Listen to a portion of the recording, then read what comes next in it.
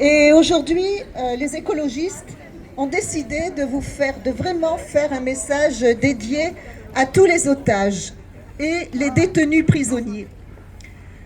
Alors, les images d'otages israéliens et les détenus palestiniens émaciés montrent le signe de mauvais traitements, reflétant des conditions de détention déplorables et inhumaines de part et d'autre.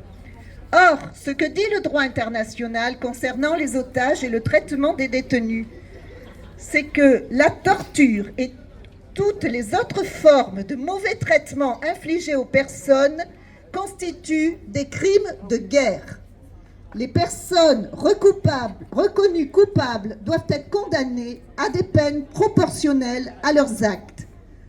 Le droit international dit aussi que la prise d'otages est un crime de guerre. C'est pourquoi Israël et le Hamas doivent garantir un traitement humain, y compris l'absence de toute forme de torture.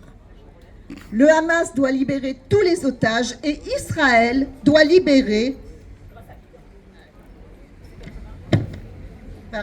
Et Israël... Ah là là.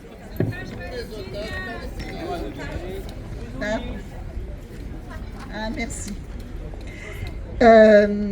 Et Israël doit libérer immédiatement et sans condition toutes les personnes détenues arbitrairement.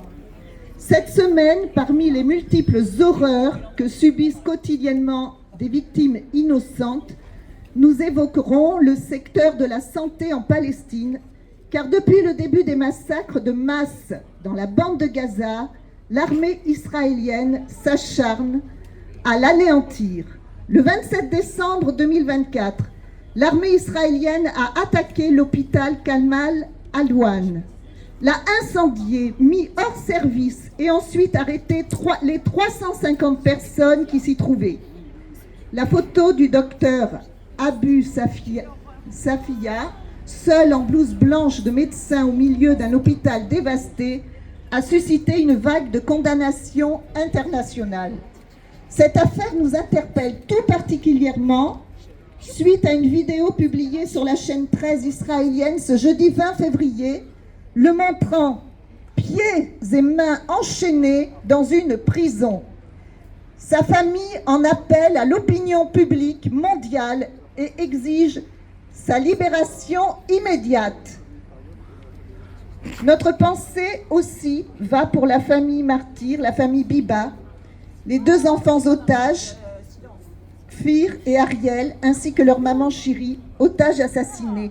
Une famille martyre dans un monde déshumanisé par la guerre. Les enfants d'Israël ou de Palestine sont des victimes du conflit. Et nous terminerons par cette déclaration de l'UNICEF. Même les guerres ont des règles. Les civils doivent être protégés, les enfants en particulier, et tous les efforts doivent être faits pour les épargner en toutes circonstances. Je vous remercie.